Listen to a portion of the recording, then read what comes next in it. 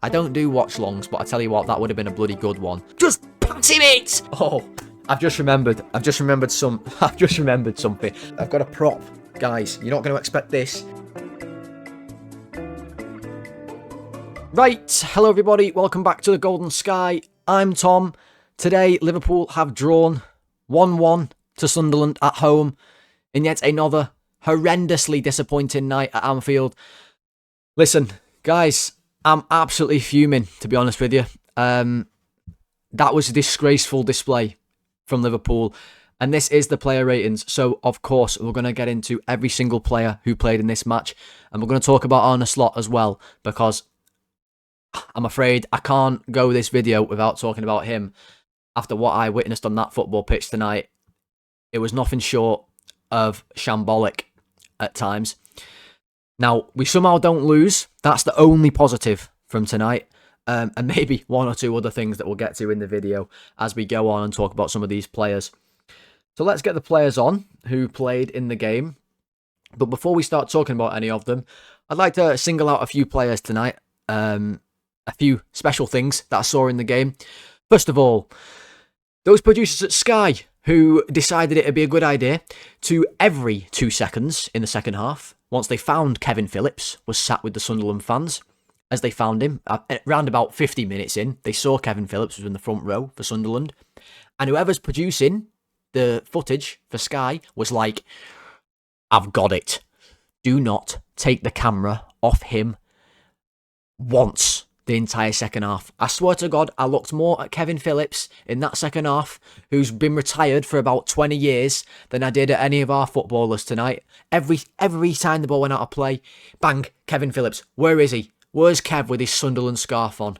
I think it's great that he's sat with the fans. I don't want to see him every 5 minutes. I've not tuned into Kevin Phillips TV. Whichever that producer is, find him. Someone pissing his cereal. I can't have it anymore. Right. That's number one. Number two, Robin Roofs for Sunderland in the net at the end there. Falls over after catching a cross. Did a backwards roll. Folds himself up like an armadillo. And goes... And the ref is like, nah, guys, he's injured. He's injured. And the referee... Now, for the most part tonight, not a problem with the ref. I'll be honest. Wasn't really the ref's biggest impact on the game tonight. But there was one moment, the only time in the first half we managed to actually play football and play through Sunderland. The only time we got it into midfield. Don't worry. Claude Makelele's reffing the game apparently. Comes in and N'Golo Kante, prime interception. It's unbelievable. It happens to us more than any other team, I swear to God. The referees, they just... If you play FIFA, they've got Intercept Plus. Here they come, intercept the ball. It's ridiculous. Anyway, guys, I can't lie. I know we've drawn, and it's not a loss, and we've had worse results, but I'm so angry tonight, and I'm not. I've been deflated after losses. I don't feel deflated tonight. I feel frustrated. I feel annoyed. I got annoyed at about 47 minutes into the game, and I was already pretty annoyed after the first half. But once that second half kicked in, I was into overdrive. Let's start with Alisson in the net. Right. I tell you what, the first half there, doesn't he make a meal of that shot from Hume? What's going on? Hume has a shot from about 50 yards out. Honestly, he shot from Bramley Moore, I swear. And it's not even that far in the corner. And Alisson, it's like he plays a game of chicken with the ball. He's like watching it, thinking, oh, maybe I'll save it. And finally he decides, oh, I actually need to save this. And like, lets it sort of go through his hands. And he butted up his hands. We'll get to grease and things like that a bit later on. Maybe he'd been the one applying it to the player that I'm going to talk about later on. Yeah, that will make sense in a second, I promise. I'm not just randomly talking about grease. Things have already got weird and we're, 5 minutes less into the ratings. Apologies. Right. His distribution tonight, shocking. How many times did he just kick the ball straight to Sunderland? There was one in the second half. He has the ball, no pressure. Did the floaty crap ball out to nobody. It had Simon Mignolet written all over it. I was getting flashbacks. I was like that meme of the soldier who's like his eyes are all messed up and there's just pure war going on in the background, and he's like got PTSD. That was me watching Alisson chip it to Sunderland's wingers whilst Simon Mignolet used to do that every week about 10 years ago for Liverpool. So that was crap. He can't do anything about the goal because it takes a massive deflection, and we'll get to that in a second as well. And then the end, he does well on that chance they had right at the end when I can't even remember, was it Talby goes through? I can't even remember who it was, guys. I'm exhausted after that game. I don't do watch longs, but I tell you what, that would have been a bloody good one. I was fuming. And they go through there at the end. And wow, I mean, he does well to force the defender wide. I thought we'd lost it. I really did. He does well to force it wide as he goes one-on-one. We'll talk about Chiesa later on and his part in the goal, or stopping of the goal. But Alisson, I don't think he was very good. I'm going to give him a 5 because his distribution and that shaky one he had, I didn't love it. And he even struggled on a few crosses. I'm giving him a 5. Gomez, my word. Have you ever seen a player get a more obvious yellow card in your entire life than that one? I mean, the yellow card was coming not just after he'd made the tackle. It was coming for maybe, how long did it take for him to run to that ball? It felt like about half an hour it took for him to run over to that wing. The whole run, I could see he was never getting the ball, but like he was honestly like a horse that had gone wild and just had left its owner for dead at the Grand National and had gone on to win it with no one on his back. He just kept running, running.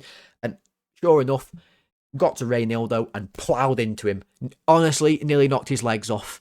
One of them, his legs, I swear to God, guys, I'm sat in my living room and one of Reynildo's ankles just came straight in through the window. I swear to God, I had to catch it and boomerang that shit back to Anfield so then he could put it back on.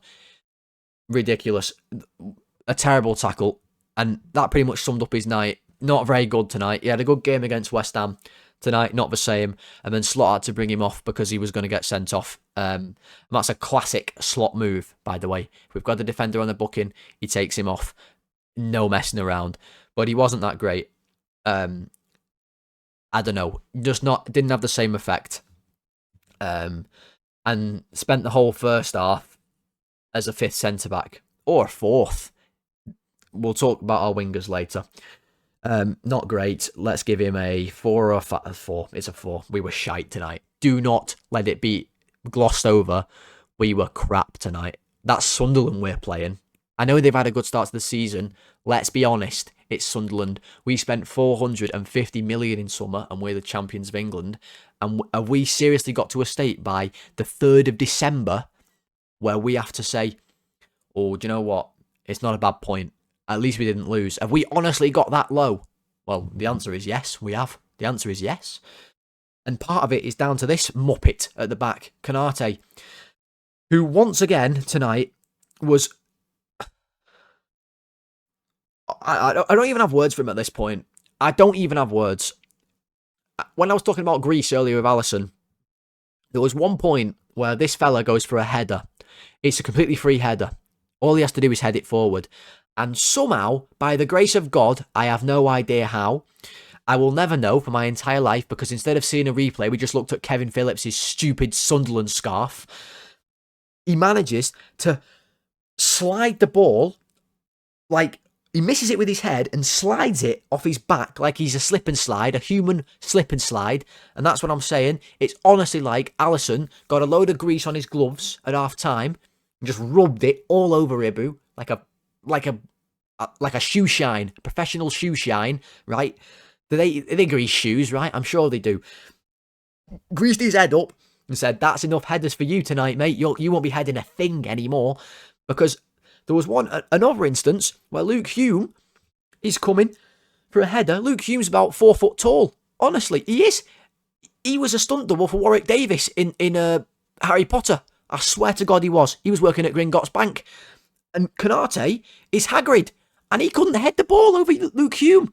I mean, it's just... It's unbelievable what he's doing at the minute.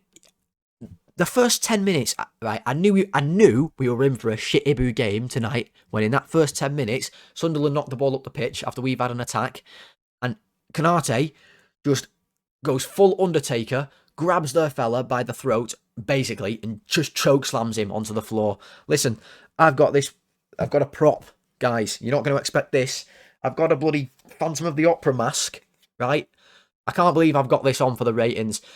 I've got this because of if you're on the podcast right now, you're missing out. I've got a bloody Phantom of the Opera mask on because I'm going to a bloody masquerade ball party for work on Friday, right? And I've had to buy this. Ibu would have been better playing with this on tonight. I swear to God, he goes full Undertaker or Kane. He wore a mask and chokeslams that fella in the first minute. Let me get this shite off. I knew we were in for a bad day because why is he doing that? He's an absolute disaster. And also, we now are refusing to pass him the ball. We'll talk about that more later in a video this week. He was awful. 1. Dreadful. And he only gets a 1 because he made a good header at one point at the back post. That was it. Everything else was just awful. Van Dijk. There are a few things from Van Dijk tonight. Let's start with the good. Let's be positive. Let's start with the good. The header he does towards the end when it comes to the back post and he's got Isidore coming for it and Ballard, who is the human equivalent of a battering ram, flying towards the ball, and Van Dijk manages to flick it on and it goes behind him. That was a brilliant header. Brilliant. That's what we've seen from Van Dijk for many, many, many years. Okay, now unfortunately, ladies and gents, we've got to talk about the bad. And oh boy, was it bad. Let me tell you. Van Dijk, I don't quite know what happened, but the ball ends up, it was like a bit of a scramble. The ball ends up with him at his feet, and he just panics like mad. Honestly, like mad. As though, like a mum who's lost her kid in Asda, just pure pandemonium panic, looking around, and just kicks the ball into the middle with no rhyme or reason. It just goes into the middle, and lo and behold, Sunderland win it. The fella runs forward, and now Van Dijk goes full Ice Spice, just turns around, back to the ball, and this is his new method of blocking shots. He just turns around. He did it against Caicedo when they scored. Right, I'm not as good a defender as Van Dijk, obviously, but surely you have to face the ball at least a bit. Surely he's got his back to it by the time the fella shoots. That's why it hits him and goes in, because he's not set. He's just jogging back. Block the ball, Virgil, please block it. Also, this really did my head in. I can't remember if it was. I think it was the first half. Yeah, it was. Sunderland had a free kick, right, and they took a little while to take it. And Van Dijk, he put the camera on him, and he's kicking off to the ref, saying, "Oh, they're taking so long to take this free kick." I'm thinking, lad, they're bossing us, and you're moaning about time wasting. How about we have an attack? How about we put some pressure on them and try and get the ball? Moaning about time wasting. They should be the ones complaining about us time wasting. They're the better side. When he does stuff like that, I can't get my head around that. He was marginally better than Konate because of that header. And then he spends the last 5 minutes up front. I hate that. I hate it. Can't stand it. It never works, and it's just rubbish too. It's disgraceful what he does for that goal. Robbo. I really don't know with Robbo. I think he should have been took off at about 60 minutes for Kerkez. And I don't want to overshadow what happens when I talk about Wirtz later on in this video, but what I will say is when we have no left winger, Robbo can't be our left back. And the reason why is because Robbo no longer has the legs to overlap. So we basically have no left wing threat, 0. So he has to put Kerkez on. But Arne Slot, he stood there on the side in his fucking coat, right? Stood there, just milling around, looking at his iPad. Is he playing Flappy Bird? Bring Kerkez on! I can't even... it's not even Robbo's fault. because Robbo's about 500 years old at this point. I'm pretty sure Robbo saw Stegosauruses roam this earth at this point. He's that old. But he did all right. He did okay. He wasn't the worst player on the pitch by a mile. He made a few decent tackles when, again, no one in our team ever tackles anymore, ever. And he's clearly playing a role there. You could see it countless times, especially in the first half, where Van Dijk would get the ball, and Robbo's role is to run diagonally towards the box, so then Van Dijk can pass the ball to Gakpo, who can then do what Gakpo does, and we'll talk about that later when we get to Gakpo. So for Robbo, I'm giving him a 5, because he wasn't awful, but he certainly was below average, because not many of these lot were above average, or even average level today. And if you think they were, then your standards have fallen too low. If you think any of them players, apart from a select few, were at their average level today, or an average level of performance acceptable for Liverpool, give your head a wobble. Give your head a wobble, please. And Gravenberch is a prime example of tonight. Shocking. Absolutely non-existent. I mean, he was a midfielder today of nothing, of zero. He doesn't help us defensively. And what I mean is, when was the last time Gravenberch made a tackle? Have you seen it? Because I haven't. There's missing posters up in local villages for Gravenberch making tackles. It's disappeared. He tried one at the end when their lad is just dribbling the ball, and again, like he did with Doku when we played City, he's just watching him, and he decides, I probably should make a tackle, and he makes the most pathetically slow nothing tackle and just fouls the fella. It was embarrassing. He tried a few times to take the ball on the turn. He did one or two good ones, and that's going to save him from his awful rating tonight. He did one or two good ones. Now, I actually don't blame him for not doing this more, because we never pass the ball through midfield, because we can't, or because the system that Slaughter's got in place doesn't allow us to. Maybe that's a better way of saying it. But he did do a few good turns, so I will say that before everyone gets on my back thinking I'm ignoring that. He did a few good turns in the middle, but that is not enough for a Liverpool centre midfielder to just do a good turn once in a game. Like, it's not, guys. He's not a good passer. That's his weakest part of the game. And when we need to create goals, he's useless at the minute. And he's not helping us defend them either. He's not good on transitions at the minute. I thought he was bad today. I really do. So I'm giving him not a 3, 2. I'm giving him a 2. And McAllister was even worse. I could not believe he stayed on the pitch for as long as he did. I was tearing my hair out with him on the... Honestly, I was tearing my hair out. I couldn't handle it with him.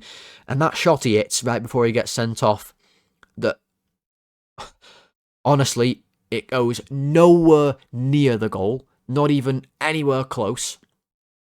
Just epitomised the whole performance from McAllister tonight, except to really encapsulate the McAllister experience tonight, to really know what it means to have watched Alexis McAllister on the 3rd of December 2025 at home against Sunderland. You'd have to play that clip in port, for God's sake, I've messed up, in 0.25 speed, because that's how he played tonight. Honestly, it's like he's in slow motion. I've talked about this before, I think, but them things at the airport, they're only at airports that they're like floor escalators. They don't go up, they just make you go faster on the floor. They're like walking speed ramps, but they're not ramps, they're just flat. It's like McAllister is playing football, walking the opposite way on one of them, and he's just constantly being resisted. Because honestly, he's so slow. He's so slow. It's almost like he's doing a challenge. I'm expecting him to start a YouTube video, to start a YouTube channel and upload a video where he's doing, I played football at but my granddad's pace. I'm deadly serious. My granddad is about, I don't know, he's nearly 80, right? And I swear to God, if you put him in midfield tonight, he'd have done better. He'd done things quicker than McAllister. I swear to you, he would have. He was shocking. He's part of the reason why we are so boring because we are boring to watch. Because he's meant to have a bit of creativity in his game, but he just gives it away, or he's too slow and gets tackled, or he just passes side to side because he takes too long to play a pass, and then it's gone. He was awful tonight. Shocking. I don't know how he keeps starting. I really don't know how, but best believe he'll start against Leeds. Best believe it.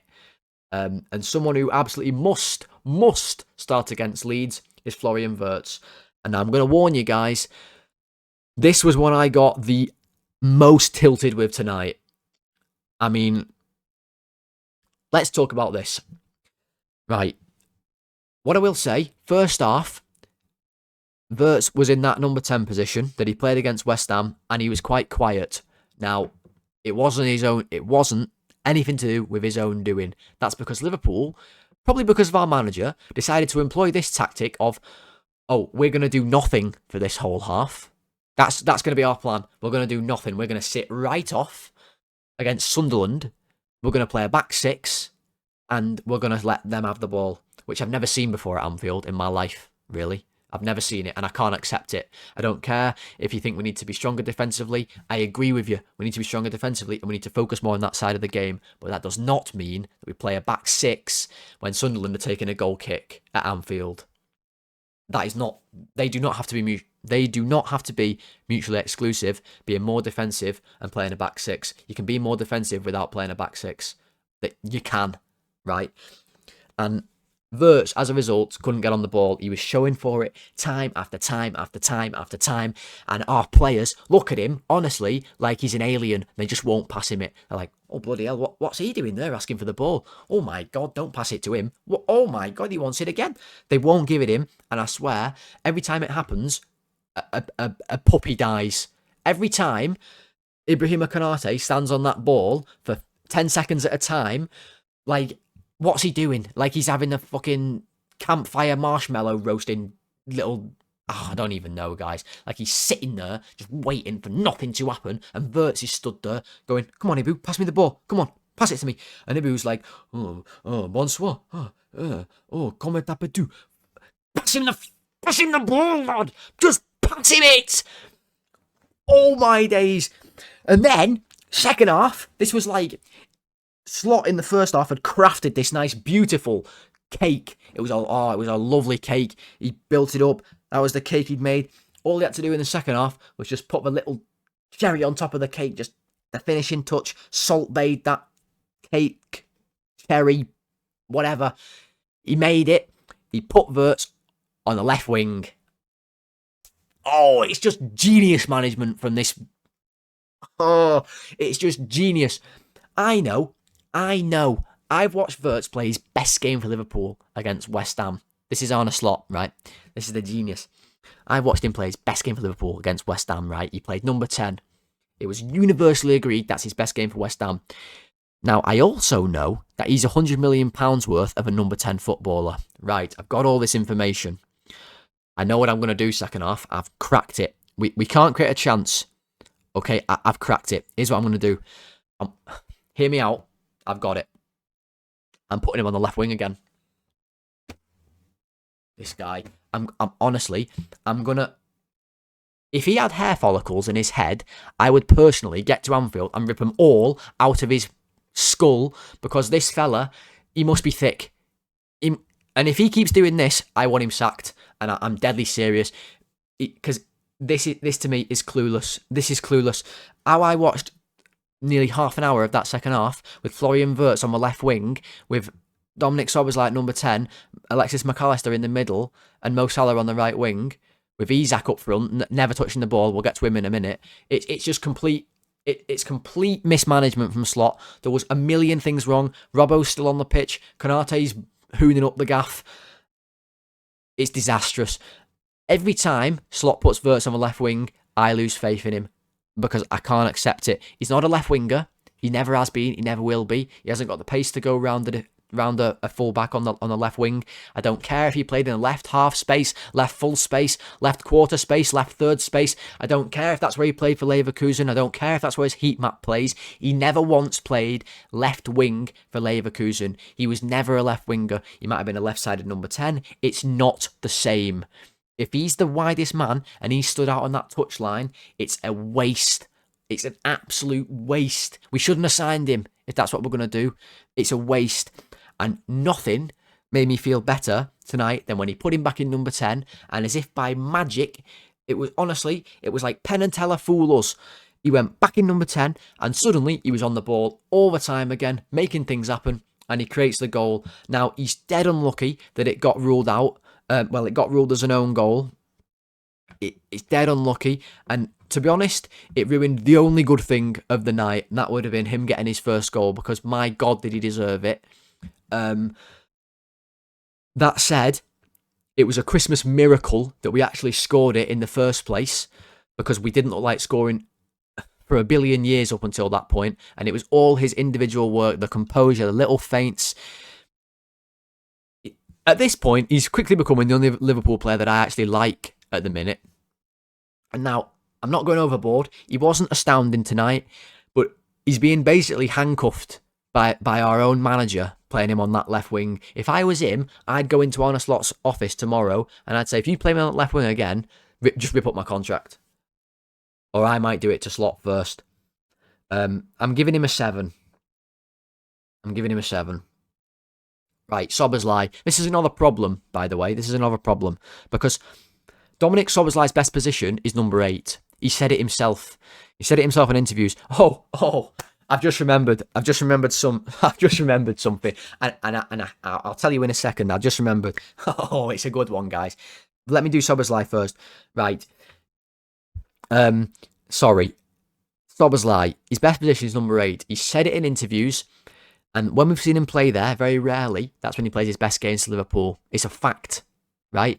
Now, we're lucky that he's good and capable to play lots of different positions, right? So we can use him in these different areas. Playing him on the right wing, yes, it worked against West Ham, and yes, it was actually quite effective in the way that we pulled it off against West Ham, but that's because West Ham are shite, and they have no transition threat whatsoever, so we could get away with it, right? He's not a right winger. So not only now we playing Wirtz on the left wing at times, but Szoboszlai is starting games at right wing. We've got Mo Salah, who I agree hasn't been in good form, but he's a right winger. We've also got Federico Chiesa. Just play him. Or don't play a right winger. Play narrow. Play a diamond. Play Ekitike up front with Isak. But he won't do that. He just keeps playing Szoboszlai on the right. How McAllister keeps playing number 8 over Szoboszlai is just beyond me. Then second half, he goes into number 10. Now, my dad said this, and I agree. He had to go into number 10 because we brought Salah on. And if you don't put Szoboszlai in number 10, no one does Salah's running for him. Because Salah can't do it. So he has to play number 10. And that's why Wirtz has to go on the left wing. Or doesn't have to, but that's why he puts him on the left wing, because he can't put Wirtz in number 10. It's all a whole puzzle that when you build it up, it's just a big poo. You just built a puzzle of poo. And it's not Szoboszlai's fault that he's getting this tonight, but it's a 5. Not his best game. Had a few decent shots from distance, but he's just playing in the wrong position. He's completely hampered yet again. And he put in the worst corner I've ever seen him do in the last minute, and I could have throttled him. Honestly, I nearly got the bloody mask out again and went full Undertaker wrestler mode. Ultimate Warrior splashed him. Isak. Oh, let me talk about what I remembered before I forget again. I went on YouTube. I came home from work today, clicked on YouTube. First video I saw, Arne Slot, believe it or not, has done another interview, right? Another one. I've talked about this before. He just keeps doing interviews, just rattling them out, left, right, and centre. He's like a film star, honestly, just rattling out interviews. Honestly, the caption, the title, the quote of the video, Arne Slot saying something along the lines, I can't remember the exact thing now, but it said something very, very similar to this. We are not as bad as people have said we have been, or something, or we have not been as bad as people have said. Is this guy serious? Is he serious? Right. Why is he doing interviews? Stop doing interviews. stop. They don't help. They make it worse. And for him to say that, we've not been as bad as people... Has he honestly lost his mind? We lost 3-0 at home to Forest. We lost 4-1 at home to PSV. Because we beat West Ham. Suddenly we can go and do interviews again saying, oh, we've not been as bad. It's astounding. We lost... How many games in the Prem did we lose? Was it 7 of 8? Or 6 of 7 and then a draw now? I couldn't believe it. Honestly, I could not believe it. And I nearly threw my phone away. It was just astounding. And then I'll talk about Isak now. Listen, we spent £150 million on Isak in summer, and I couldn't have been happier about it, right? So we've done that to make him stand up front and never touch the ball. Now that doesn't seem to me like a good way to utilise a striker. Never mind an expensive striker. And I can't understand it. Now, at one point in this game, Isak had a header on the halfway line where we could have had a counter-attack, and he produced the worst bit of striker link-up play I've ever seen. He just headed it straight to them. It honestly looked like he never played football before in his life. So it's partly on him. He's not playing anywhere near the level that we've seen him play at for Newcastle. And Cara said it on commentary. People have been saying, oh, we didn't have a pre-season. You can't say that anymore. I'm sorry, that excuse, that ship has sailed. It's Christopher Columbus its way over to America. It's long gone. That ship has left the dock. He's had plenty of time to get himself fit. If he's not fit now, then either our coaching staff or him are not doing enough right, because he should be fit now. End of story. Can't use that as an excuse. He's not getting himself enough in the game, but I say this as well, and I genuinely mean it. We could have 2011 Messi, we could have Ronaldo, we could have R9 Ronaldo, we could have Pele, we could have Van Basten, we could have Eusebio.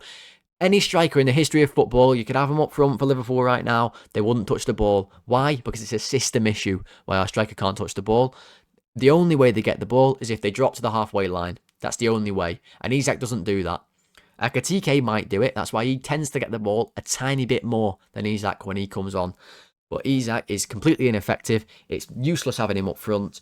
And in his own game himself, he's to blame as well because he's been rubbish. Awful. Had one shot once again. Narnia'd it. Gakpo. Oh, me and you, Cody. I'm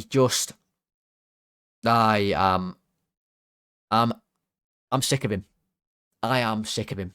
I've reached that point. If Slot picks him against Leeds, then he can... Honestly, I don't know what to say if he picks him against Leeds. He's useless. I don't know. I'm glad he got hooked at half-time because it was an absolute stinker of a first half. How many times did he get the ball in relatively decent positions? And you know what he's going to do. I know. The defenders know. I'm sure as shit if you turn the football on for the first time ever in your life, you've never watched football, you watch Gakpo, one time, you know what he's going to do the next time because he does it every single time.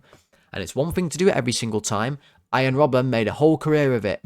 The difference is between Ian Robben and Cody Gakpo is one of them could pull it off with about 80% success rate. When he'd come in on his left foot, he'd always get his shot off and he was dangerous and he'd beat you. Gakpo does it, and I'd say 1 in 10 he manages to get a shot off, and the defenders just read it every single time. He had Robbo on the overlap once. He was too desperate to do his cut-in and shoot signature bollocks, and he should have waited for Robbo. He realises he can't get his shot off because he never could have. It was never on, and he tries to pass it to Robbo too late, and it goes out of play. That was woeful. He had another one where he did it, shot got blocked. He was rubbish. But Slot just keeps picking him. Week after week after week. I watch him do the same thing. We try and get the ball to him. We make our fullback run inside so Gakpo can get the ball. Christ knows why. Because he's useless. Honest to God, I played five-a-side footy last night. Some of them lads there at five-a-side, they could have done better than Gakpo tonight. And I swear to God, I'm not messing. I swear to God, I'm not messing. Rubbish. 1. Salah comes on for him at half-time. Salah benched 2 times in a row. Didn't expect that one, but there we go. Were we any better? Absolutely not. And I'll use this opportunity to talk about how we played in the first half with Gakpo, because I didn't mention it during his rating or Szoboszlai's. But the fact that we spent that first half there with our wingers dropping into their own half when Sunderland are taking goal kicks is unacceptable. That's not how Liverpool play. It's just not. And in the second half, we randomly decided to come out and press. So we're just wasting our own time. We just wasted a half of football. We've still only scored, by the way, we're in December now. We've scored 1 goal in the first half an hour of all our games in the Premier League. That was in the first game of the season. Can I just settle on that for a second? Just let that sink in. 1 goal in the first half an hour of games. 1. Because we just waste time. We think we've got all the time in the world. We're like, it's fine. We'll just piss around. We'll just watch Konate make ice creams while he stood on the ball. We'll send Gakpo back into his own half to defend. It's fine. And then suddenly we're like, shit, we need to score. And then before we know it, Sunderland have scored. And then we're like, oh, we really have to score now. And then we start to play. And that drives me mental. And Salah, he came on. He tried to do a few things. Tries to pass the ball forward. He actually put a few decent passes into Szoboszlai, who just proceeded to completely lose the ball under no pressure whatsoever. Lack of quality. But Salah himself gave the ball away maybe 129 times in half a game of football. It's not good enough. It's not good enough. I've spoken enough there.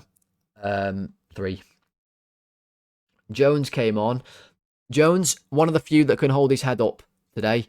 I criticised him after PSV when he did that interview, and he said, we need to be like dogs, and watch. I'm looking at it and I'm thinking, someone put a tackle in. Just, we can talk about tactics. Just, I want to see someone hit somebody.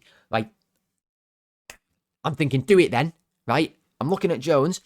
He actually did go and make a tackle tonight, and that was good. He makes the tackle, gives it to Florian Wirtz. We score a goal. That's good, Jones. That's what we want to see from you, mate. Thank you very much. He actually did okay. He comes on at right back. This is the state we're in. I don't know. I think he was all right. 6. Ekitike. This one. Oh, mate. This one, this is where Slot's losing me. And I'll tell you something, guys. I can promise you something. If he keeps playing that level of football and that standard and that style, he'll get sacked. 100%. He will. He will. It's a fact. He will get sacked. And if he keeps leaving our £70 million striker on the bench for 75 minutes, one of our only good players this season, when we desperately need a goal, and I have to watch Gakpo start games, I have to watch Wirtz play on the left wing, I have to watch Szoboszlai and Salah play on the right, I have to watch Isak stand up front with never touching the ball, I'm just going to break my TV. Because I can't understand it otherwise. I cannot understand it. Not that Ekitike came on and lit the show up, but he should never be on the bench that long. It makes me think Slot is clueless. I'm really just, I'm at a loss. I'm at a real loss with this. 6 for Ekitike. He tried when he came on to make something happen, but he didn't have enough time to make an impact, so he just gets the average score. Chiesa, easiest score of the night, 10 by an absolute mile. Easiest score of the night because he stopped us losing, basically. Do I need to say more? It was the best moment of the whole night. When the keeper kicks the ball through, Chiesa sprints back, absolutely legs it, half the length of the pitch. The fella obviously rounds Alisson. Chiesa's there to stop it on the line and save us the point, which is pointless, by the way. A draw is pointless, but we might as well have lost. But, the effort he shows once again in the five fucking minutes he gets. It's a disgrace. Honestly, if he was at a normal workplace, he could file a employee discrimination report and he'd have a case with HR because he's basically being bullied. It's ridiculous. And the best part of the whole game, bar none, was when he made that little block on the line and he turns to the Anfield Road end and he gives him a little fist bump. That was the best part of the whole game. I watched him warm up from about the 10th minute and he honestly must be thinking, what am I warming up for? What am I doing? That's what he must think. Honestly. And then we bring Kerkez on. And Kerkez's only contribution to the game, because he also had 5 minutes, was he tried to take a throw in from a corner. And I think that about sums it up for Kerkez. 6 as well. Right, everybody. That's the match ratings. That's the player ratings for Liverpool. Pathetic performance. Pathetic. Wasted a half of football. You might see it as we tried to be more defensive. That's all well and good. We wasted that half. We didn't attack. That's not acceptable at home to Sunderland. And then we finally started to play, but it was too late because we were already 1-0 down. We spent too long with Wirtz on the left wing. So if Arne Slot was getting a rating tonight, is it a 0? It's very close. It might be a 1. It was very, very bad from Slot tonight. Extremely worrying. And I'm not going to lie, he's losing me big time. He really is. But they're the match ratings. They're the player ratings. If you did enjoy today's video, guys, please do drop a like on the video and comment away your ratings, whether you agree or disagree with my ratings. It's always fun to discuss with you all in the comments. Let me know what you think of the game. We're trying to get to 20 likes, so hit that like button. Like I said, let's get to 20. And also, we're trying to get to 250 subscribers. So if you did enjoy today's video and you are new to the channel, please do click subscribe. Let's try and get to 250. We're edging there. We're getting closer. So let's keep that momentum going and get to 250 to soften that blow for me after yet another Liverpool loss. Loss, draw. It feels like a loss, doesn't it? It really does. That's it from me, guys. Tactics video. Let me think. Possibly tomorrow, but I might not have time. The games are so thick and fast, and I have a lot to do at work. So we'll see. But yes, I will speak to you. The very latest will be before the weekend, before Leeds. So, yes. Until then, everybody, thanks for watching. Goodbye.